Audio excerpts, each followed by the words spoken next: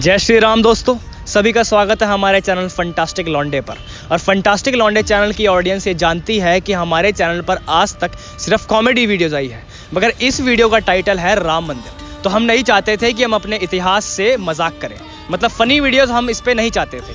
तो हमने बनाई है ये इन्फॉर्मेटिव वीडियो, क्योंकि राम मंदिर में प्राण प्रतिष्ठा भी हो चुकी है प्रभु श्री राम की, मगर हमारी जनरेशन आज तक ये नहीं जानती कि 500 सालों का इतिहास कैसा है।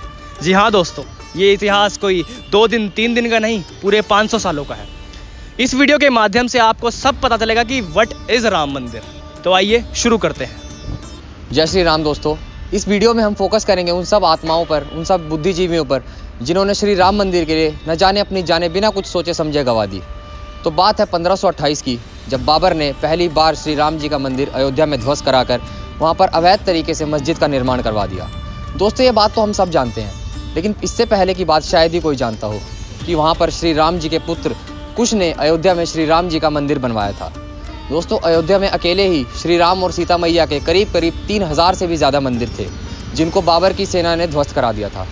इस बात का पता चलते ही उज्जैन के राजा विक्रमादित्य ने 5 शताब्दी ईसा पूर्व वो वहाँ से अयोध्या आए और उन्होंने मंदिरों का कार्य फिर से शुरू करवा दिया।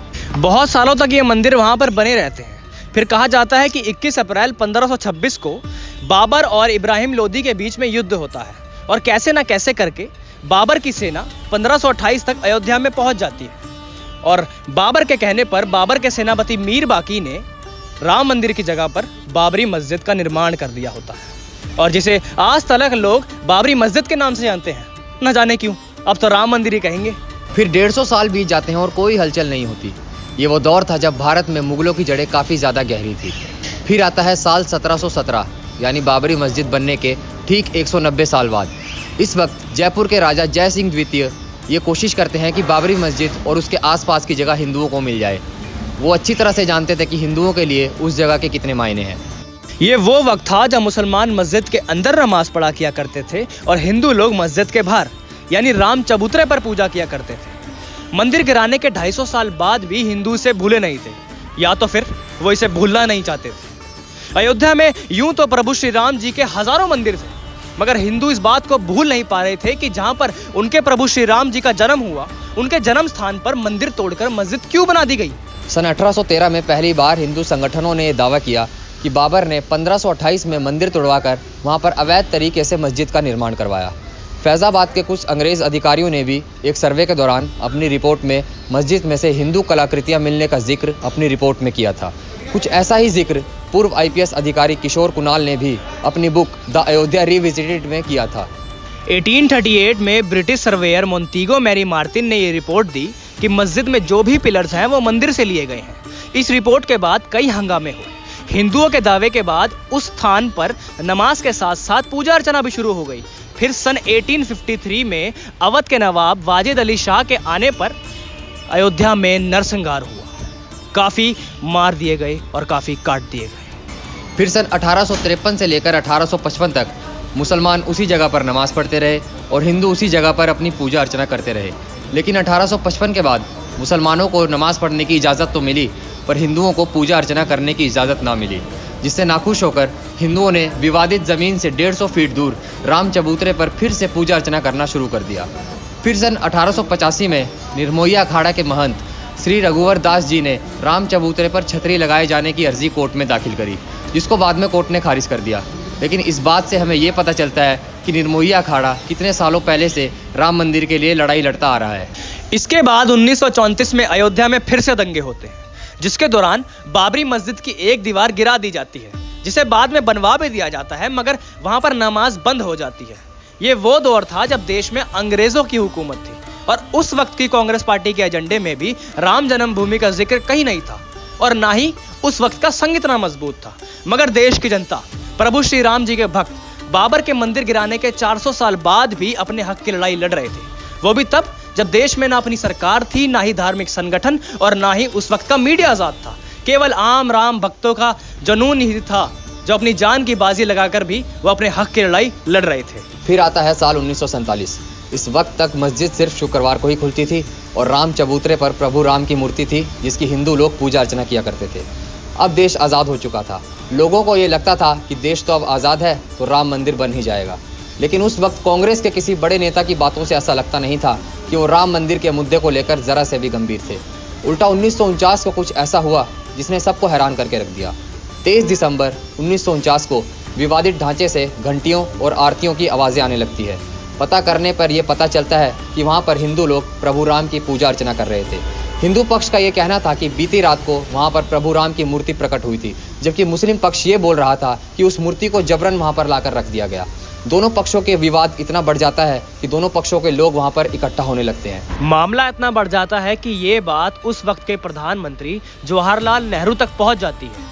वो डिस्ट्रिक्ट मजिस्ट्रेट के नायर को यह आदेश देते हैं कि बाबरी मस्जिद से वो मूर्ति निकालकर पहले जैसी स्थिति बहाल की जाए, जिसके जवाब में के नायर अपने हाथ खड़े करते हुए ये कहते हैं कि यहाँ पर इतनी भीड़ है, अगर मूर्ति निकालने की बात भी की गई तो यहाँ पर स्थिति बेकाबू हो जाएगी, और एक बार जब वहाँ पर मूर्ति रख दी गई है तो दोबारा निकालने के लिए कोई भी पुजारी वहाँ पर राजी नहीं होगा। कहते हैं कि उसके बाद 27 दिसंबर की रात को के नायर के पास एक और चिट्ठी पहुँचती है, जिसमें फिर से उनसे वैसे ही करने को कहा जाता है जैसे पहले कहा था, मगर इस बार के नायर अपना इस्तीफा तैयार रखते हैं और इस्तीफे के साथ वो सरकार के लिए सलाह भी रखते हैं कि अगर वो मूर्ति निकालने के बजाय अगर वहाँ पर जालीनुमा गेट लगा देंगे तो ज़्यादा बेहतर रहेगा। कहते हैं कि ये बात जवाहरलाल नेहरू को इतनी पसंद आती है कि वो ऐसा ही करने को कहते हैं, मगर उनको इस्तीफा नहीं देने देते। फिर 1950 में हिंदू महासभा के वकील गोपाल सिंह विशारद ने फैजाबाद जिला अदालत कोर्ट में अर्जी डालकर रामलला की पूजा अर्चना की मांग करी। फिर अगले 35 सालों तक दोनों पक्षों के लोग उस जगह को अपना बनाने में लग गए, लेकिन कुछ हो ना सका। फिर 1980 में बीजेपी के आने के बाद चीजें बदल गई। ये वो वक्त था जब संघ, विश्व हिंदू परिषद और बीजेपी तीनों अपने अपने तरीके से उस जगह को अपना बनाने में लग गए। फिर 1984 में ये तीनों लोग दिल्ली के विज्ञान भवन में रथ यात्रा निकालने की योजना बनाते हैं, सीतामढ़ी से अयोध्या तक। लेकिन उसी वक्त 1984 में इंदिरा गांधी की हत्या कर दी जाती है, जिससे इस कार्यक्रम को टाल दिया जाता है। फिर आता है साल 1986, जिसके बाद राम मंदिर आंदोलन की पूरी स्थिति ही बदल जाती है, पूरी दिशा ही पलट जाती है। आप सबको शाहबानो केस तो याद होगा। शाहबानो केस में जब सुप्रीम कोर्ट ने शाहबानो के पति को ये कहा कि तुमने शाहबानो को गुजारा भत्ता देना है, तो ये सुनकर कई मुसलमान नाराज हो गए। उन्होंने इस फैसले को मजहब के खिलाफ बताया और उस वक्त के प्रधानमंत्री ने मुसलमानों को खुश करने के चक्कर में संसद में कानून लाकर सुप्रीम कोर्ट का फैसला ही बदल दिया। राजीव गांधी के इस फैसले के बाद काफी हिंदू नाराज हो गए। उन्होंने कहा कि यह मुस्लिम तुष्टीकरण है, जो कि सही मायनों में था भी। राजीव गांधी ने हिंदुओं को खुश करने के चक्कर में बाबरी मस्जिद का गेट खुलवाकर वहां पर पूजा अर्चना शुरू करवा दी, जिसके बाद मुस्लिम पक्ष दोबारा से नाराज हो जाता है और 6 फरवरी 1986 को सारे मुस्लिम लीडर मिलते हैं और बाबरी मस्जिद एक्शन कमेटी का निर्माण करते हैं। दोस्तों, इसके बाद की डिटेल्स में हम और हमारी टीम ज़्यादा नहीं जाएंगे, लेकिन जो लोग नहीं जानते उनकी जानकारी के लिए बता देते हैं कि कुछ सालों बाद लाल कृष्ण आडवाणी जी सोमनाथ से अयोध्या 10,000 किलोमीटर की रथ यात्रा लेकर जा रहे थे। लेकिन जैसी वो रथ यात्रा बिहार के समस्तीपुर पहुंचती है, उन्हें वहां पर गिरफ्तार करवा लिया जाता है। लेकिन उस यात्रा के समापन के दिन यानी आखिरी दिन बहुत सारे कार सेवक अयोध्या पहुंच जाते हैं और विवादित ढांचे पर अपना भगवा झंडा लहरा देते हैं।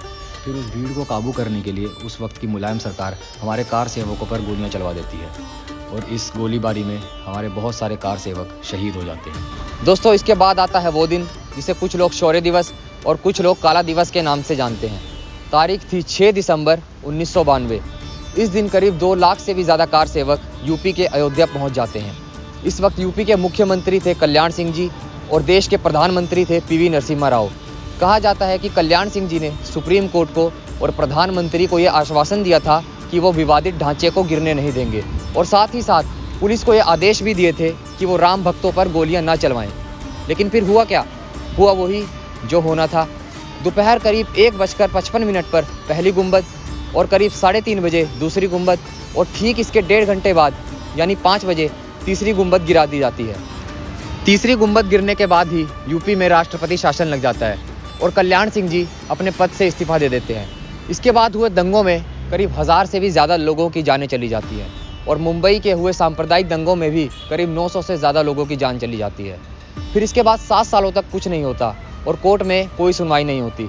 लेकिन फिर आती है 90 के दशक में बीजेपी, और बीजेपी के केंद्र में आने के बाद चीज़ें फिर से एक बार शुरू होने लगती हैं और राम भक्त फिर से एक बार राम मंदिर की मांग करने लगते हैं। फिर बीजेपी ने जितने सारे मुद्दे थे उन सबको एक जगह एकत्रित करने के आदेश दिए और आर्कियोलॉजिकल सर्वे ऑफ इंडिया यानी एएसआई को विवादित ढांचे पर जाकर सर्वे करने के आदेश दिए। फिर एएसआई ने भी अपनी रिपोर्ट में साबित कर दिया कि जो विवादित ढांचा था उसके नीचे हिंदू मंदिर ही थे। एएसआई पहली ऐसी साइंटिफिक रिसर्च थी जिससे पूरी तरह से ये साबित हो रहा था कि उस जमीन पर बहुत पहले मंदिर ही था और वहां पर मंदिर ही बनना चाहिए। एएसआई की इसी रिपोर्ट को बेस बनाकर सुप्रीम कोर्ट ये फैसला लेती है कि वो जमीन तीनों पक्षों में बराबर बराबर बांटी जाएगी और वो तीन पक्ष होंगे राम जन्मभूमि ट्रस्ट, सुन्नी वक्फ बोर्ड ट्रस्ट और निर्मोही अखाड़ा ट्रस्ट। मगर कुछ ऐसा होता है कि ये तीनों असहमत हो जाते हैं, ये जमीन लेने से इनकार कर देते हैं। फिर 2011 में ये केस पहुंचता है सुप्रीम कोर्ट में और अगले 7 सालों तक इस पे कोई सुनवाई नहीं होती। 8वें साल में सुप्रीम कोर्ट मेडिशन पैनल बनाकर आपसी रजामंदी से इस केस का फैसला निकालने की कोशिश करती है, मगर उससे कोई फायदा नहीं होता। फिर इसके बाद अगस्त 2019 तक सभी पक्षों की सुनवाई हो जाती है और फिर आता है वो दिन, और फिर आता है वो ऐतिहासिक दिन जिसका हमें बेसब्री से इंतजार था, जिसके लिए हमने 500 सालों तक न जाने कितने बलिदान सहे, कितने कार सेवकों की मौत हुई और न जाने क्या क्या हुआ। और वो दिन आता है 9 नवंबर 2020। 9 नवंबर 2020 को आखिरकार सुप्रीम कोर्ट ये फैसला ले ही लेता है कि जो जमीन जिस पर 500 सालों से विवाद चल रहा था वो किसी और की नहीं, वो सिर्फ राम मंदिर की थी, है और रहेगी। और फिर 5 फरवरी 2020 को एक संगठन का निर्माण किया गया और मंदिर परिसर बनाना आरंभ किया गया। मंदिर बनना शुरू हुआ। जिस मंदिर के लिए 500 सालों का बलिदान था वो मंदिर बनना शुरू हुआ। ये नारे तो आपने बहुत बार सुने होंगे कि मंदिर वहीं बनाएंगे, मंदिर वहीं बनाएंगे। इस नारों की पूर्ति 22 जनवरी 2024 को हुई, जब हमारे मर्यादा पुरुषोत्तम श्री राम भगवान अपने बाल स्वरूप में अयोध्या में विराजमान हुए। जी हाँ दोस्तों, ये 500 सालों का इतिहास हमारा बलिदान है। हमारी जनरेशन आज के बलिदान को भूल चुकी। तो हमारी इस वीडियो को बनाने का मकसद सिर्फ एक था, लक्ष्य सिर्फ एक था कि हमारी जनरेशन को ये तो पता है कि राम मंदिर कब और कैसे बना, मगर ये नहीं पता कि 500 सालों का इतिहास क्या था। और किसी को इसकी संपूर्ण नॉलेज नहीं है, तो जितना हमें बन पड़ा हमने आप तक पहुंचाया। अगर आपको ये वीडियो अच्छी लगी हो तो अपनी फैमिली में शेयर करना और हमारे चैनल को सब्सक्राइब करना। राम भगवान का आपके ऊपर और आपके परिवार के ऊपर आशीर्वाद बना रहे। सियावर रामचंद्र की जय। तो वो बना करके इसको उठा करके और कहीं रख ले, लेकिन मंदिर वहीं निर्माण होगा गर्भगृह पर। हम गवर्नमेंट सर्वेंट के अध्यापक हैं, लेकिन आप छोड़ देंगे कलम और पकड़ेंगे रिवॉल्वर। एक नारा था ना, मंदिर वहीं बनाएंगे, तो बना दिया। मैं तो नेपाल के, मेरी मम्मी ने पूजा करा था। 10 साल पहले 15 साल पहले से लड़ाई चले छे। गवर्नमेंट ले जाने, हम अपने पैसे की सवारी से जाएंगे। अच्छा, अपने पैसे की सवारी से। हाँ। पहले उम्मीद थी कि 2014 से नहीं, पहले नहीं थी, यही तो था कि लड़ाइयाँ हो रही हैं। इतने साल बाद जो है सफल हुआ है। आप सफल किया मोदी ने। मोदी सरकार है जो आएगा, पता नहीं आता है, कभी भी नहीं होता है। अस्पताल और स्कूलों के लिए जगह बहुत हैं, जहाँ मर्जी बना दो। तो ये सुने मंदिर की जगह ही बनाएंगे। राम को लाने वाले मोदी जी। जय श्री राम।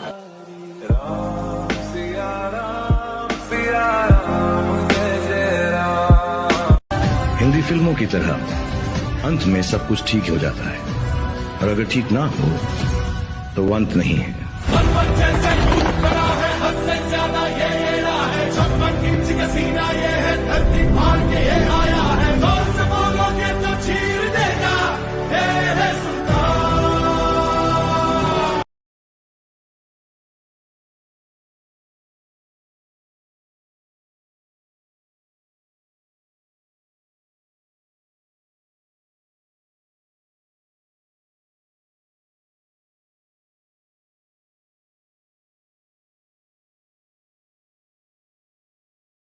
नैन बड़े कजरारे लगते